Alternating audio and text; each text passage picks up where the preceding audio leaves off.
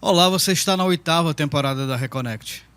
Essa semana vamos falar de um tema muito bacana, musicalidade nos terreiros. Fica com a gente, você está na Reconnect.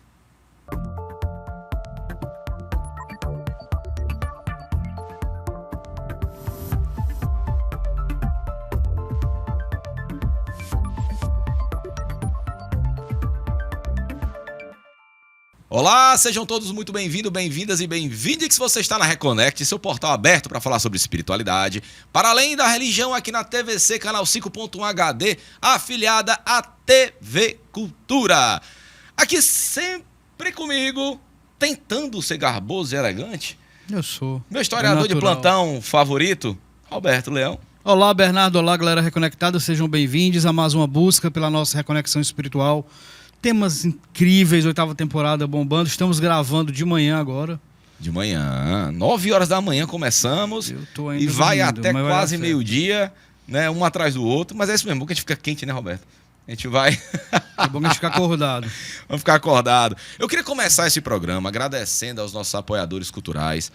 Pessoal lá da Rabiaria Cabra da Peste, que fica localizada ali naquele shoppingzinho do Cambeba, onde tem o supermercado São Luís. Então, eles que tentam deixar a gente um pouco menos feios para ficar mais agradáveis. Fala por você, eu sou lindo. Agradável. A gente ficar agradável para você no seu domingão. Aí, 18h30, daqui a pouco pedir a pizzazinha com a família no final de semana. Então, você merece pelo menos a nossa melhor estética, né? Eles conseguem, são maravilhosos. Ateliê Renato Oliveira, Divas Ateliê Fortaleza no Instagram. Sigam, aluguel de roupa de festa, preço excelente, incrível. Eu não sei o que é que eu tô fazendo aqui sem minha gravata borboleta. Toda vida, Roberto, todo programa eu te cobro a gravata borboleta. Eu vou trazer 2 gravatas, eu vou lá na Passando Renata, trazer 2 gravatas borboleta pra gente gravar só de gravata borboleta. A gente vai aparecer, sabe quem gravata borboleta? O Gaguinho. Aquele porquinho, o Gaguinho. Ele tem gravata borboleta. Mais uma vez, eu queria agradecer muito aqui esse presentão que a gente chegou aqui no estúdio e tinha na recepção aqui da TV esse livro aqui do sacerdote Rodrigo Queiroz, Mediunidade na Umbanda. Quem enviou para a gente foi a LC, Agência de Comunicação de São Paulo, nas pessoas de Ellen da Silva e Júlia de Oliveira. Então, LC Comunicação, o livro fantástico aqui do sacerdote de São Paulo, Rodrigo Queiroz, Mediunidade na Umbanda. Então, está recebido, já falamos num programa, inclusive no programa anterior. Então, brevemente darei aqui o meu parecer técnico. Tô brincando. Rodrigo é um querido, já esteve no programa 2 vezes, né? Uma live e um programa que ele fez com a gente. Então, um abração, meu amigo Rodrigo Queiroz, está recebido. Muito obrigado e parabéns pelo seu trabalho. Tá? Hoje falando, Roberto, num assunto muito bacana, musicalidade nos terreiros. Muitas pessoas passam por frente de terreiros de Umbanda, ou seja, terreiros de Candomblé, né? E não sabem a importância que a musicalidade tem. Tem importância a música? Ou é só uma questão de animar o terreiro? Deixa as pessoas mais animadas. Né, Roberto? Será que tem fundamento que se canta? Por que aquelas músicas? Como se dá aquelas músicas? Como se fazem aquelas músicas? Aquelas músicas quem traz a espiritualidade quem são compõe? Feitas por nós, meros mortais. Então, para falar sobre isso, o nosso convidado de hoje, ele que é cantor, compositor, carnavalesco, palestrante sobre ancestralidade, né? Sacerdote de Umbanda, é um querido Márcio Lima, ou Pai Márcio da Mariana. Prazer tê-lo aqui, Pai Márcio. A satisfação é minha em poder também contribuir junto a vocês para com a sociedade. Sim, é muito importante esse resgate, né, Pai Márcio? Porque muitas pessoas passam por terreiro ou conhecem, ou estão dentro de terreiro e não sabem a importância que a parte de musicalidade tem para a religião. Ou seja, para as pessoas que não estão dentro da religião, que passam em frente de terreiros ou veem vídeos de terreiros com as músicas, com os pontos. Alguns falam de algumas entidades, alguns falam do que está sendo feito no terreiro, outros falam de louvações de orixás e não sabem da importância que aquilo tem para o culto. Sim. Né? E, para começar, Pai Márcio, eu queria que o senhor contasse um pouquinho como é que foi a sua história até chegar na Umbanda, como sacerdote que é, né? E também esse amor que o senhor tem pela musicalidade, ao ponto de ser cantor, compositor, tem um grupo também, depois o senhor pode falar dele, claro, né? Então, por favor.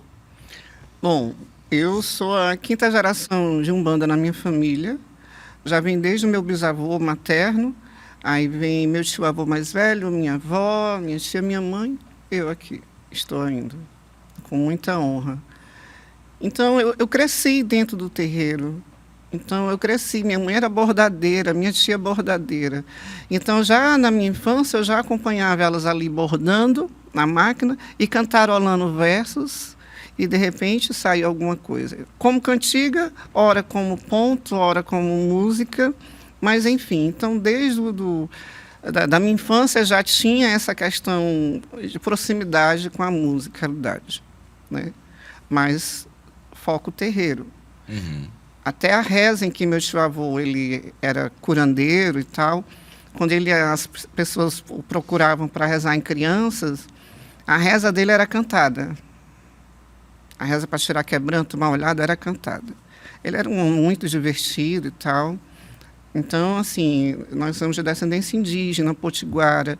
Meu bisavô era índio potiguara, porém minha bisa era potiguar, do Rio Grande do Norte, branca de olho azul. Então, daí veio essa questão de encontros de sagrados, para não dizer religião, porque minha avó era católica, minha bisa é católica, mas meu bisavô tinha esse trabalho de pagelância, de cura, mas tinha devoção a Santo Antônio. Então, eu cresci nesse ângulo umbanda, pagelância e... Catolicismo. O catolicismo, eu não vou esticar mais, o Santo Antônio em si. Sim. Existe a figura do Santo Antônio. Por conta a parte mais popular do catolicismo, é que a gente chama de religiosidade popular. Exato. Tá. Mas, Márcio, como foi essa busca por conhecer? Eu sou um conhecedor da musicalidade, né, popular, vamos dizer assim, afoxé, carnaval, pontos de umbanda. Como o senhor se descobriu compositor?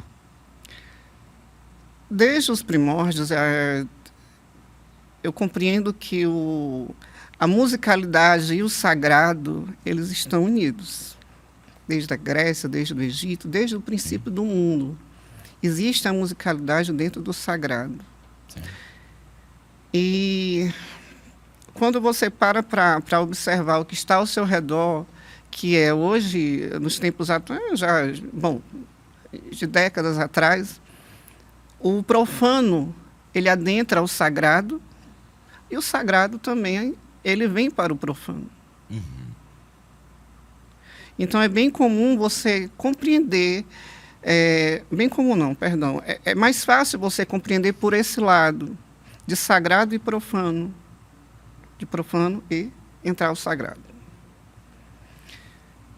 Com a vivência do terreiro, no terreiro, eu fui compreendendo algumas personalidades de entidades incorporadas em alguns médiuns, e a partir daí, pela vivência, a experiência de estar ali ao lado daquela entidade, entender a personalidade de cada uma delas, do qual eu compus, e se tornou mais fácil para mim do que eu simplesmente escrever uma música e colocar uma melodia com o nome Cabocla Jurema. Não que seja errado, mas tem essa questão também da vivência do terreiro, de conhecer aquela entidade e poder mentalizar ela uma história, um conto, algo que eu realmente tenha visto ou que tenha imaginado, e criar a canção, e a partir da canção ela se tornar um ponto de umbanda, porque a partir do momento que eu canto isso para a entidade, eu estou invocando, por alguma forma, dependendo do que eu esteja falando naquele momento. Então, há uma conexão também de energia muito forte. Não é simplesmente uma canção que você encaixa versos e melodia e está feita a música ou a cantiga. Mas, assim, para a gente começar a compreender o que são pontos, por que as entidades cantam, por que tem música, tambor no terreiro? Sempre houve a questão como eu falei, da musicalidade. Outrora, por conta da perseguição, isso foi bem vedado, isso foi bem camuflado. Mas depois, ao decorrer do tempo,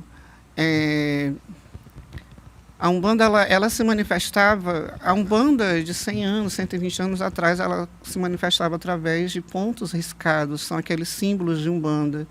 Então, as entidades chegavam ali, riscavam aquele ponto, faziam aquele desenho, aquele símbolo, para apresentar quem ela era, para se apresentar, através daquele ponto riscado. Posteriormente, através do ponto riscado, o cantado. Então, ela falava do que veio, o que estava fazendo, cantarolava. Então, não tinha algo certo, esse é o ponto. Mas era um improviso dentro de uma melodia. Mas que partia da entidade. Que partia da entidade. Você falou que você compõe músicas relacionadas às entidades e que elas se transformam em ponto. Esse processo também é possível ou tem sempre que partir da entidade para que seja um ponto? Não, é possível. Nós temos grandes compositores que estão na história da musicalidade terreiro. Eu vou citar aqui, acho que o maior de todos, que é J.B. de Carvalho, que na década de 30... ele compôs um ponto chamado Cadê Viramundo, uma música. E naquela época foi um estouro, né, nas rádios e teatros do Rio de Janeiro, porém muito perseguido. Porque quando ele gravou o primeiro disco, Cadê Viramundo, as pessoas, quando ouviam, né, entravam em transe. E a polícia chegava na rádio para fazer interdição, enfim, aquela coisa toda, aquela perseguição toda. Mas muitas pessoas que ouviam aquelas músicas através das rádios e tal, entravam em transe. Então, há uma força, uma mística também em cima disso, né? Mas eu vejo também pela questão, como você canta aquilo? Se você canta por exaltação ou se você canta como invocação. Você tem que saber dividir bem. A gente tem um recorte, né, Márcio, na história, né, que assim, os negros bantus, que eram os primeiros negros que vieram para o Brasil, alguns historiadores, antropólogos falam 1534, outros até 1545. Bem, depois vieram os negros iorubanos. Quando esses negros chegaram no Brasil, já tinham os índios, e todas essas culturas que perpassaram a história do Brasil tinham a música como fundamental para o seu culto, né? Inclusive, em África, é datado de 2000 anos antes de Cristo a musicalidade presente na sua religiosidade, né? Mas isso com o mito criacional da Umbanda em 1908, né? Depois era Fernandinho de Moraes, acabou que, aí a gente não está aqui para julgar, é um contexto histórico. Claro, claro. A musicalidade nos terreiros, ela foi cortada. Né? Não tinha musicalidade nos terreiros. No mito criacional da Umbanda, só voltando, por exemplo, o tambor para dentro dos terreiros em 1934. Né? Como se deu esse retorno? Porque as pessoas falam assim, não, é um ponto raiz, é um ponto antigo. Então, como se deu isso? Né? As entidades respeitam a opção humana de não ter ponto. Essa é a necessidade humana de louvar ou a necessidade do espírito de se comunicar? Eu vou voltar ainda a J.B. de Carvalho, porque assim, em 1930 ele gravou o primeiro LP chamado Cadê Viramundo. A música foi um estrondo que Pixinguinha gravou. E foi um mega sucesso. Então ele compôs mais de 150 músicas, pontos de Umbanda, gravou mais de 220 trabalhos junto com o grupo Tupi, era o grupo Tupi chamado, era um grupo que o acompanhava, e mais 80 parcerias. Fantástico. Então, de 1930 até 1968, se eu não me engano, se não me falha a memória, acredito que é isso. Então, ele sempre teve a linha de frente disso. Mas antes dele, isso era gravado com instrumento de harmonia também, porque tinha banjo, tinha violão. Era mais um ritmo de samba? Isso, mas ele era considerado como, ele gostava de ser reconhecido como batuqueiro, mas foi denominado como o rei da macumba, pelo ritmo macumba. Mas antes disso, lá em São Luís do Maranhão, já se tocava tambor, antes de Zélio de Moraes. Os encantados já chegavam, já cantavam e já dançavam nos salões de pagelância, de tambor de mina. Sim. E lá em São Luís do Maranhão, não tem um ponto raiz. Os encantados chegam e fazem ali na hora.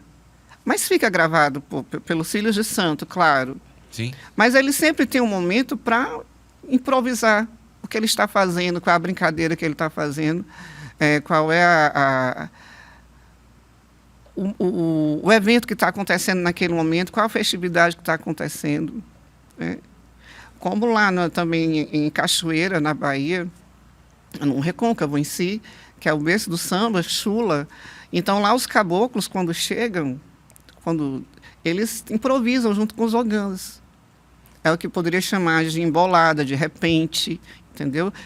Samba de partido, que você cria o verso na hora, você tem uma base, mas ali vai na hora.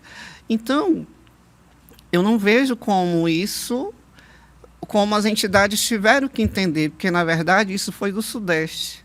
Uhum. Foi uma coisa taxada lá. Sim. Claro, a perseguição realmente existiu, não foi fácil. Mas que não teve esse período Mas você acha que, não que as entidades tivessem que compreender aquilo. Mas você acha que a questão da tirar a música dos terreiros no Sudeste, né? Que isso perpassou também para o Nordeste em algum período histórico, né? Em alguns terreiros, né? Sim, em alguns. Era muito mais um desempretamento da Umbanda que se tentava fazer, claro. Ou era mais um medo de chamar a atenção por conta do barulho? Não, era realmente essa questão satânica, eu vou usar essa palavra, né? Porque eles ligavam a um culto satânico, que era primeiro que era coisa de negro, coisa de preto, coisa de demônio. Então o atabaque faz com que o som do atabaque com o cântico, faz com que a pessoa dance, se liberte, ela se manifeste de alguma forma. A energia não é só o transe incorporativo. Sim. Mas você dançar ali já está numa energia. Né? Então, é comum você ver uma pessoa ouvir um samba e ficar parado. Não, claro que não. A pessoa nem que seja um está mexendo, está batendo palma, está batendo o pé no chão, mas de alguma forma... Roberto é um sambista. Ou está balançando a cabeça. Mas que ele faz é assim, ó.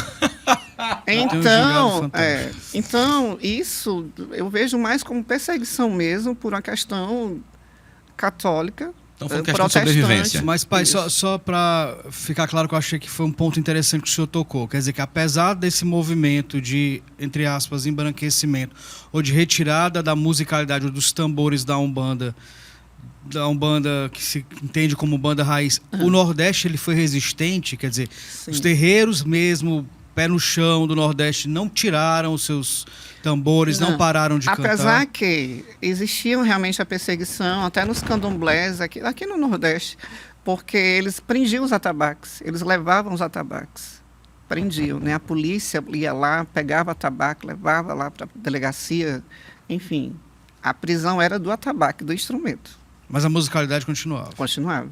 A palma da mão, baixinho, entendeu? Mas a musicalidade sempre presente.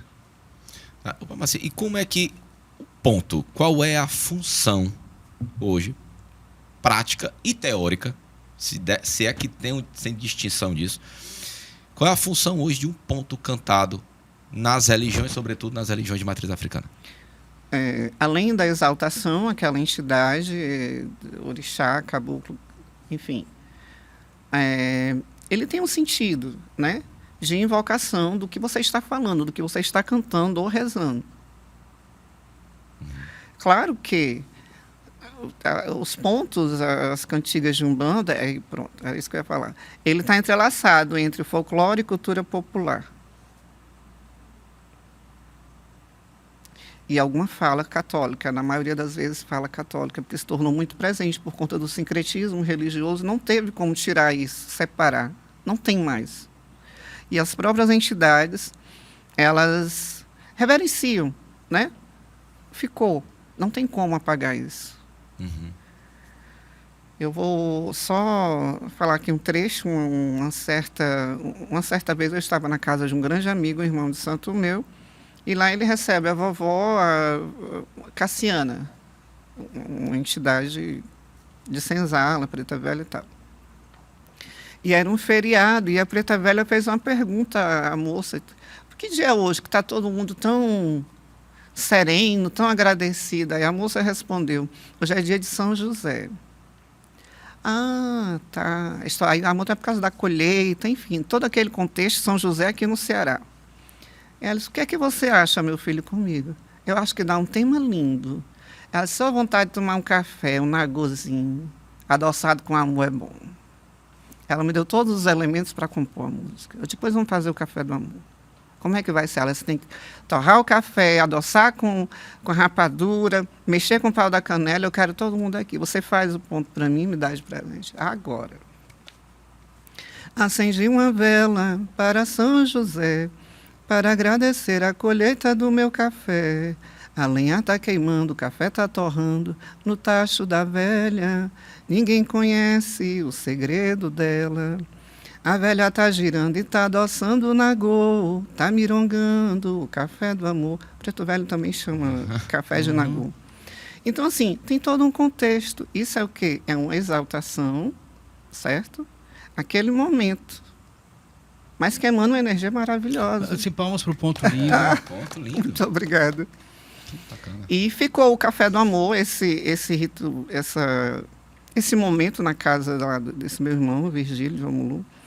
E mãe Cassiana faz, todo ano ela faz o Café do Amor. E esse ponto foi incorporado, de certa forma... Por sinal, no... posteriormente isso foi plagiado por uma pessoa... Enfim, não vale a pena comentar aqui.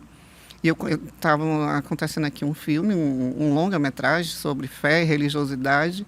E eu, por acaso, a espiritualidade me colocou de frente com o diretor. Fala quem é. Aí ele falou, mas o Café do Amor... Explana. O Café do Amor... Não, o Café do Amor, essa música é minha, porque todas as minhas músicas são patenteadas. Eu faço questão de deixar registrado. Eu falei, essa música é minha. O Café do Amor existe porque foi feito na casa do meu irmão Virgílio, assim, assim, assim. Mas, pai, deixa eu só, aproveitando a sua fala para compreender. A gente faz assim, você cria um ponto que é para louvar uma entidade, que ela vai ser usada em giz. Como é que você tem a posse disso? Bom, só um minutinho, pai Márcio. Rapaz, eu estava esperando o momento certo para cortar no momento certo. Ele responde já depois do intervalo. Voltamos, você está na Reconnect, seu portal aberto para falar sobre espiritualidade para além da religião aqui na TVC. Muito, muito, muito. Eu e Robertão somos muito agradecidos por vocês nos receberem no aconchego dos seus lares. Então, agora deve ser o quê, Roberto? Deve ser umas 7 horas da noite, beira, né? 7 às 19 horas do domingo. A gente está gravando aqui de manhã, né, mas vocês estão assistindo... Estou assistindo mais ou menos às 7 horas da noite do domingo. Então, um bom horário. Muito obrigado por estar nos recebendo em sua casa nesse domingo, em família ou sozinho, no seu tablet, no seu celular ou na sua TV. Muito obrigado. Ou qualquer hora, qualquer local, no YouTube, assistam. Tem muitos programas, tem... tantos de programas tem 141 horas, tem 141 programas, 177 horas de gravação, muito programa bacana. 3 anos, Roberto, 176 horas de conteúdo. É muita coisa. A gente não, na pandemia a gente continuou gravando de casa. A gente não parou. Nós somos um dos únicos programas da TVC que nós não paramos. Foi uma opção nossa. A gente ligou para a presidente da TV e falou, nós não queremos parar, porque nesse momento as pessoas precisam do programa, precisam de conteúdo. Então, obrigado, e tudo isso nós devemos a você. 8ª temporada e 3 anos de programa, então parabéns. Mandar um beijo para a Nilza, nossa telespectadora fiel. Nilza, beijo no coração. Então vamos lá, hoje falando sobre musicalidade nos terreiros, com Márcio Lima, o pai Márcio e Mariana. Muito obrigado por ter aceitado nosso convite. Sei que seu tempo novamente bem-vindo. É cantor, compositor, carnavalesco, sacerdote. Eu não sei como é que ele administra esse tempo dele. Depois ele pode até dizer pra gente como é que como é que ele faz para poder ser 10. Como é que faz essa agenda. Pra gente poder ver se a gente aprende a ser 10 também. Tá? Se eu tiver que fazer uma dieta e respirar e malhar ao mesmo tempo, já acabou meu dia. Eu não consigo mais fazer. Porque é muita informação, é muita coisa. Então, Roberto, antes da gente ir pro intervalo, eu fiz questão de lhe cortar como sempre. Por favor, repita a pergunta. Eu estou tentando me lembrar da pergunta. Lembrei. Não, o senhor estava falando sobre a questão de composição, né? Quando que roubaram, que plagiaram a música dele no filme que foi gravado. Exatamente, que ele vai falar quem é.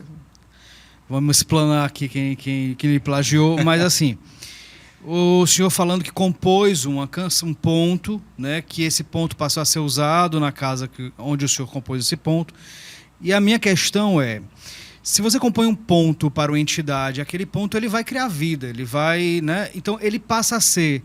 Ele continua sendo da sua posse? Você ainda tem essa posse sobre o que você criou? Ou você deve entregá-lo para a espiritualidade, para a entidade, para quem quiser usar, para quem quiser fazer o que quiser com aquela canção? Bom, realmente, todas as músicas que eu faço, pontos ou músicas, eles são patenteados, são registrados, sim. Registrados para trabalhos, entendeu? De gravação, de gravadora, musicalidade.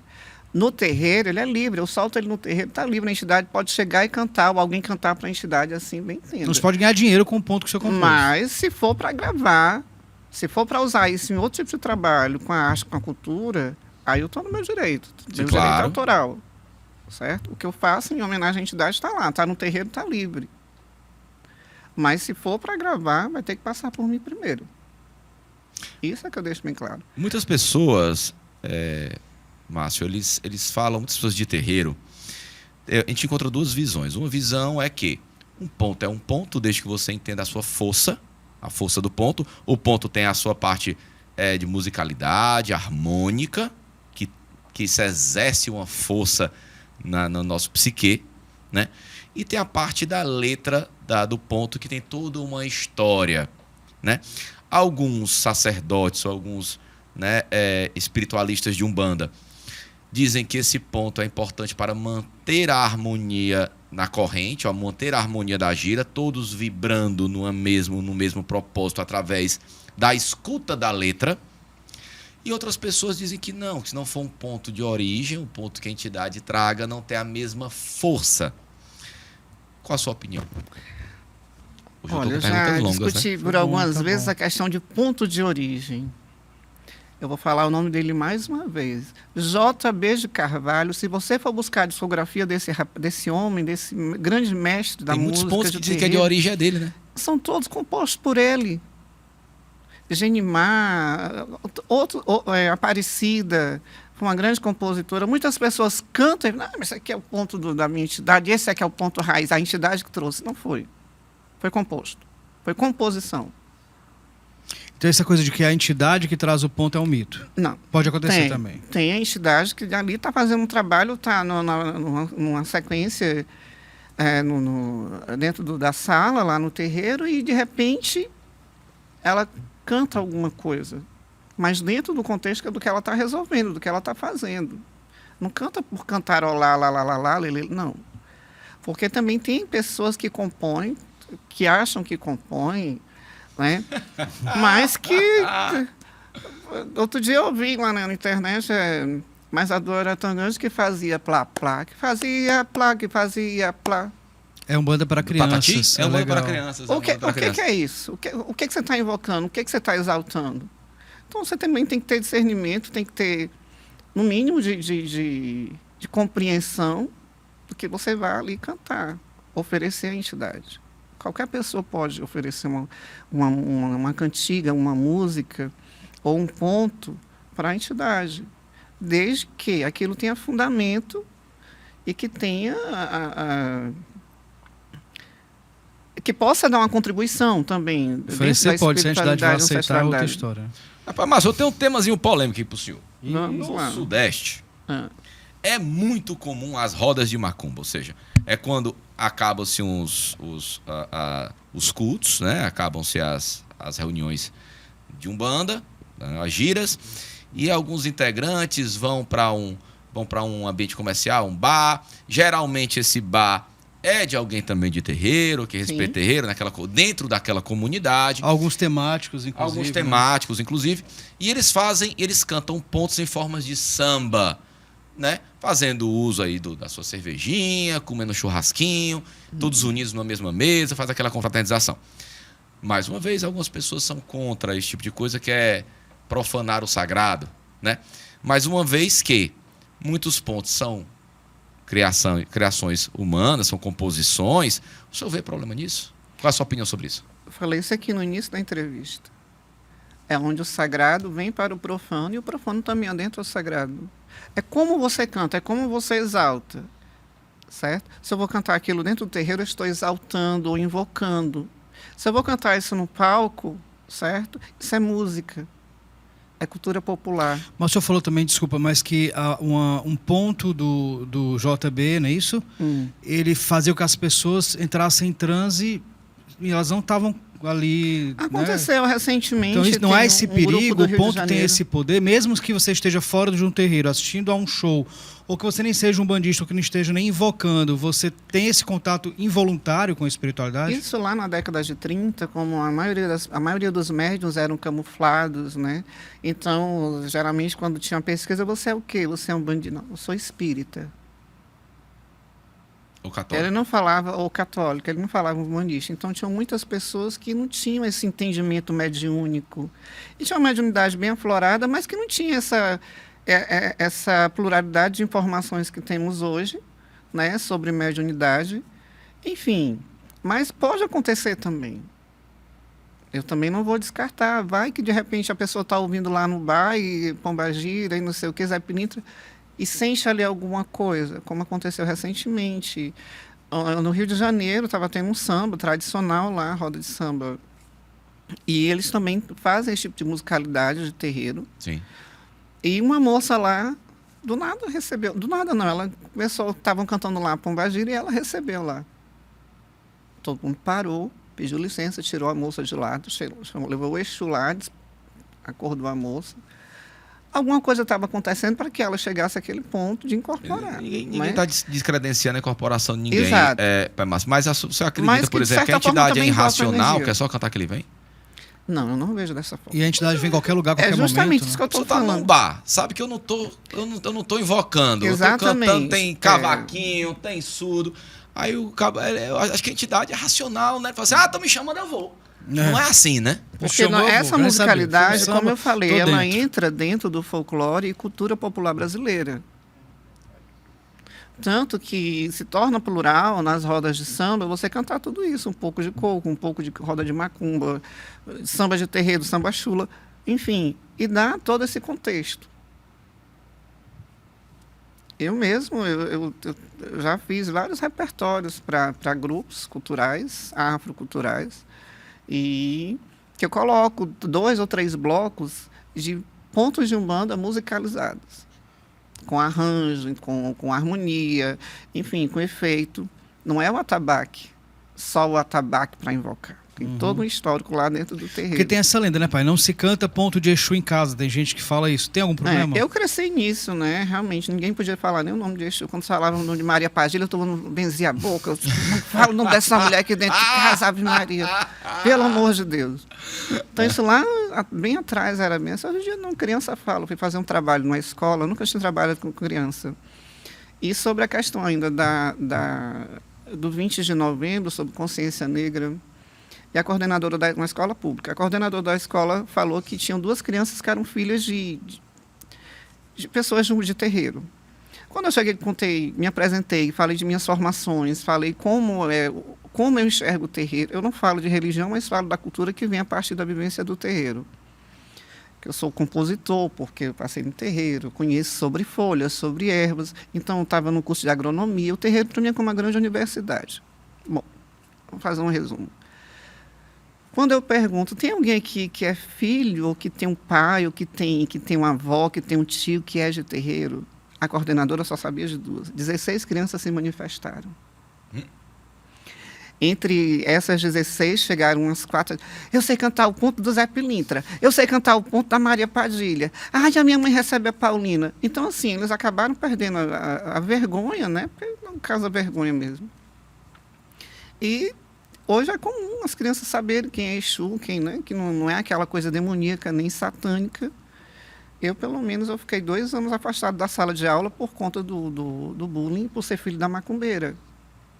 Eu não consegui enfrentar, porque todos os meus amigos se afastavam, professores se afastavam de mim na hora do recreio, por conta que eu era filho da macumbeira, porque minha família sempre foi assumidamente umbandista.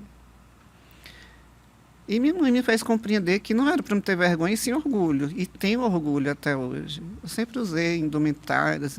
Eu não tenho roupa, eu tenho roupa social, para casamento, para isso, aquilo, outro. Mas eu uso isso aqui para ir no terreiro, para ir no show, para ir na igreja, para onde quer que seja. Sem vergonha. Sempre fui bem resolvido e agradecido por eu ter crescido dentro nesse meio do terreiro. Então, você acha que a questão de cantar pontos em casa, no carro, ouvir, faz parte também dessa resistência? Sim, sim. Assino que sim, está assinado. Então vamos lá. Carnaval, muito cedo. Você é carnavalesco? Sim. Né? Compositor também, né? Nós tivemos um carnaval, uma escola de samba que ela expôs, né, a imagem de Exu, né? Isso foi para muitos escarcéu, foi muito com preconceito, uma intolerância religiosa tremenda. Para até algumas pessoas de axé, aquilo também foi visto como, mais uma vez, profanar o sagrado, né? Não se expõe Exu daquela forma, uma exposição desnecessária. Como carnavalesco, e esse fato acontecendo com uma figura pertencente à sua fé, como o senhor vê essa questão de expor figuras da Umbanda, figuras afro-brasileiras, africanas, em carnavais, que é dito como festa profana? Se um dono de uma escola de samba chegar para mim e falar assim, olha, a escola vai homenagear Bernardo. Eu não vou poder falar de Bernardo como escritor, eu não posso falar só do Bernardo como escritor, como pessoa física, não, tenho que falar de Bernardo de Oxóssi. Eu vou ter que colocar o Oxóssi ali dentro daquele enredo, eu vou ter que mostrar a sua história junto com aquele orixá também. Então, quando é escolhido, o tema é África, quando o tema é ancestralidade, que fala em orixá, que fala da resistência negra, não tem como você não falar de orixá e mostrar orixá na avenida. É onde eu falo mais uma vez, o sagrado, o profano, ele adentra o sagrado, mas o sagrado também vem para o profano. Né? Não como forma de culto nem nada, mas de exaltação. Nós estamos exaltando aquela figura do sagrado, aquela ancestralidade, enfim, tudo aquilo que representa dentro daquele enredo. E como falamos até a forma de resistência, né? Dizer assim, eu tenho essa fé sim, ela existe, ela é válida. Isso foi muito importante no carnaval. Eu também achei. Eu achei excepcional. Desde o princípio do carnaval, é muito importante, por exemplo, a ala das baianas, é uma questão de resistência. Fala-se baianas, mas, na verdade, as indumentárias, como elas se arrumam e tal. Né? Então, isso deu um peso positivo para as religiões de matriz africana, afro-brasileiras. Então, eu não vejo isso como ferir a imagem do sagrado. Sim. Eu acredito que isso só fortalece para que as pessoas, a sociedade em si, elas tenham uma visão menos carregada sobre religiosidade, sobre ancestralidade africana ou afro-brasileira. O seu grupo, como é que funciona o seu grupo? O senhor tem um grupo, né, de afoxé, não é isso? Na verdade, eu vivia dando ideias. As pessoas, faz isso, faz aquilo, coloca esse repertório, coloca aquele. Aí, não, tá. Não quer saber de uma coisa? Então, eu peguei algumas pessoas de terreiro e criei o grupo afrocultural Mojubaxé.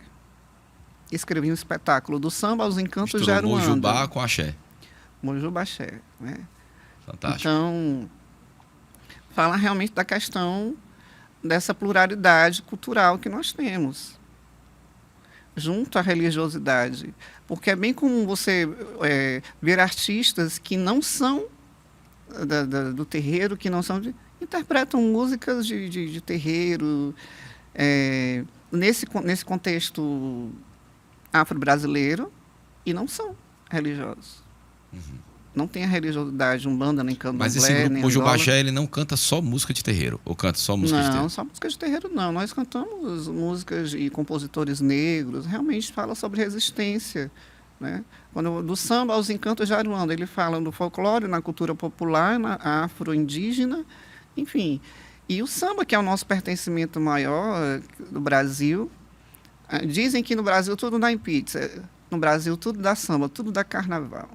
Então, ele passa por várias vertentes do samba, como o samba de terreiro, o samba reggae, o samba de roda, o ijexá e o samba enredo, que é onde se contempla tudo, né? Assim, aquela coisa apoteótica.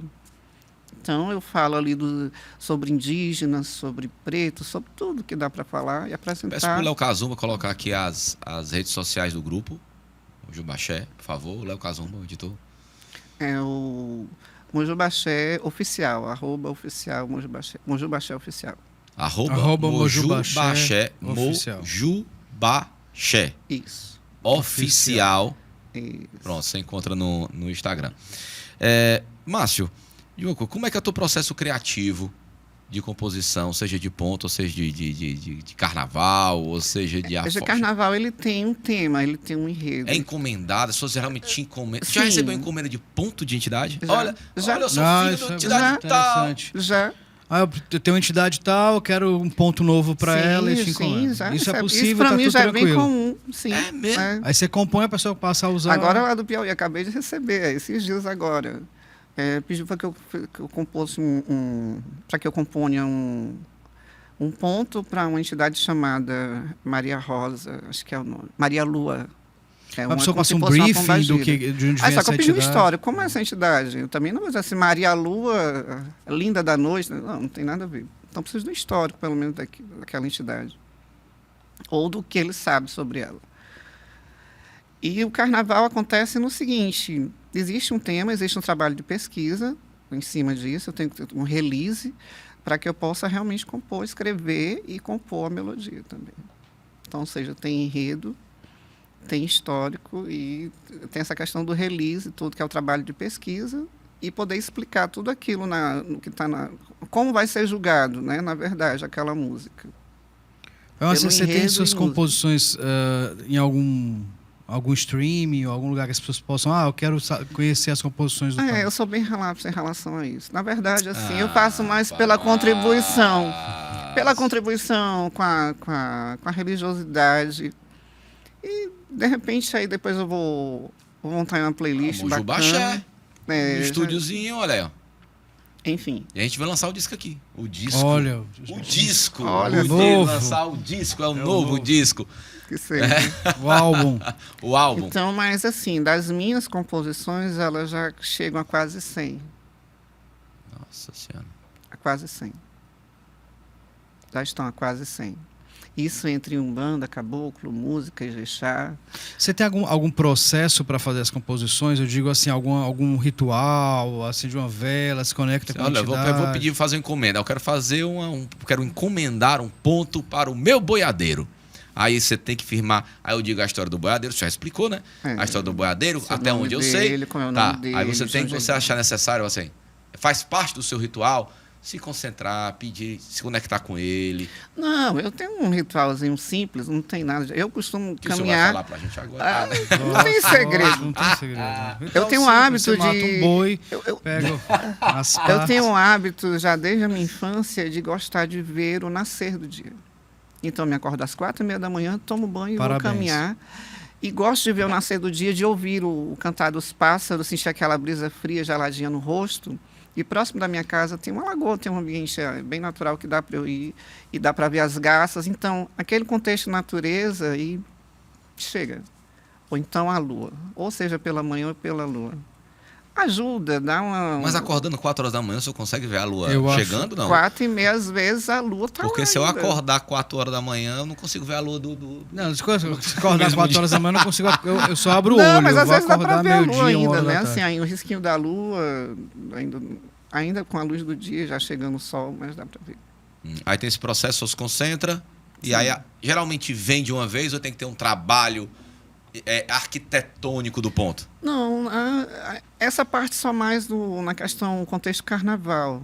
Então eu vou por blocos, eu vou por estrofe ali, para poder ver se encaixa no que está no histórico. O carnaval tem uma produção praticamente acelerada, porque é julgado, né? É porque é uma coisa que vai ser julgada. Então tem uma tem responsabilidade né? de dar nota máxima naquela agremiação. Então eu preciso realmente estar tudo alinhado, na verdade. É preciso que esteja tudo alinhado junto com o trabalho de pesquisa. Existe algum ponto do senhor que é, digamos, entre aspas, famosinho na Umbanda, que as pessoas cantam e não sabem nem que é do senhor? Qual é o seu preferido? Nossa, são tantos. Mas eu fiz um recentemente, inspirado também na história desse meu amigo, meu irmão Virgílio, e que a força do tempo. Um dia eu cheguei na casa dele, ele estava chorando porque uma filha de santo que ele gostava muito tinha saído da casa dele, tinha feito, enfim, aquela questão de traição. E ele estava chorando. E eu falei, meu irmão, não faz isso. A força do tempo é grande, o mundo não para de girar. E saiu. A força do tempo é grande, o mundo não para de girar. Esse mundo é pequeno, as pedras vão se encontrar. Fui julgado e condenado só por te fazer bondade. E o que tu me oferecestes foi a mais pura falsidade. Quantas pedras me atiraram, oh, nem deixaram me explicar. O meu castelo está erguido e um dia pode te abrigar a força. Olha aí, rapaz. Então, assim, não tenho preferido, mas tem aqueles que marcam, né, assim... Eu gosto muito de ir na história de vida de alguém, de um médium, a resistência de uma pessoa. E ligo ela à entidade do que ela trabalha também. No caso, eu ofereci essa cantiga para o seu Zé Pilintra na cabeça dele. Mas está livre, as pessoas cantam porque se identificam, né? Porque acho que é bem comum essa questão da traição, da falsidade, de ser julgado e condenado. Às vezes você faz tanto bem uma pessoa. Se tivesse gravado, com certeza isso aí já estava no top list do Instagram em Histories. Sabe lá, né? O senhor tem uma relação só sobre o seu nome, Márcio Mariano, você tem uma relação muito próxima com a Cabocla Mariana, não é isso? Sim. Você já compôs pontos para ela também? Já demais. Até um dia, só da Mariana. Mariana, são 120 músicas. Dona Mariana, ela é minha mentora, ela é metade de minha alma. Eu costumo dizer isso. É meu guia. E Dona Mariana tem uma postura bem livre e ela canta a natureza. Ela canta as águas, ela canta as aves. Ou seja, é uma entidade que ela desarma qualquer um tipo de energia, de pensamento que tiver ali naquele momento da gira, porque ela não foca numa situação de amor, de conquista, de pessoal, de vaidade, não. Ela canta realmente a natureza de uma forma que desarma e a sua energia fica leve, fica boa, aquela coisa bem... O Bernardo conhece ela. E é bem isso. Tive o prazer. Então, ela tem essa questão. Fala muito mãe d'água, né? Ele é muito eloquente em sua comunicação também. Ela é muito direta. Márcio, me diga uma coisa. Tem um limite da troca entre o sagrado e o profano? Por exemplo, nós falamos de pessoas que estão com pontos em bares, o senhor disse que é ok, isso é normal, parará. Mas também houve uma... É engraçado quando a gente está perto de gravar sobre algum tema, parece que o Instagram ouve a gente, começa a sugerir. Uhum. E aí o Google que nos ouve. O Google que nos ouve. Então, eu recebi um history que até, não sei se não me engano, foi no Beco das Marmotas. Muito bom, gosto. Né? Que foi um terreiro que tinha guitarra, bateria, baixo, violão. Tem um limite para essa... Não, aí é falta de bom senso mesmo. Infelizmente, não só na Umbanda, como em muitas outras religiões, denominações religiosas, tem pessoas que se ultrapassam, né? Que se aproveitam realmente da fé alheia e que criam essa palhaçada. Acho que é a palavra certa, não é? E o pior ainda é que sem julgamento, é uma palhaçada. Enfim. Fica as redes sociais do senhor embaixo. Quem quiser saber mais sobre o trabalho do Pai Márcio Lima, o Pai Márcio da Mariana. Só esqueci de citar a igreja. Porque a igreja hoje também ela canta coisa do profano. Se você for em Salvador, Bahia, na igreja de Santo Antônio dos Pretos, às terças-feiras é celebrada uma missa ao som dos atabaques. Teve acho que mês passado, o padre cantou Baianidade Nagô. Já pintou verão, alô no coração, a festa vai começar. Então, assim, eu vou atrás do trio elétrico, vou dentro da igreja. Como é que o profano também não adentrou o sagrado? Mas depois, esse programa dava dois, que nós não falamos ainda, como a figuras católicas, figuras místicas. Sim. Da bruxaria europeia, como elas entraram num ponto de Umbanda. Sim. Daria outro programa, vamos marcar. O senhor topa? Estou dentro. Dá outro programa. Então, muito obrigado, Pai Márcio. Muito obrigado. Esse foi o primeiro um de dois. Outro programa. Então, nós vamos falar tudo que influenciou o que a gente ouve hoje nos terreiros de Umbanda. Então, fica aqui o convite. Vamos só aceitá-lo. Vamos terminar um dia. Nos reconectamos. Nos reconectamos. Obrigado a você que esteve com a gente até agora no seu domingão. Espero que você tenha gostado como nós. E um excelente restinho de final de semana. Até a próxima semana. Mas aquela canção, Baby Shark, tchururu, tchuru, eu só acho que tem alguma relação com a espiritualidade? Ou... Não ultrapassa, hein?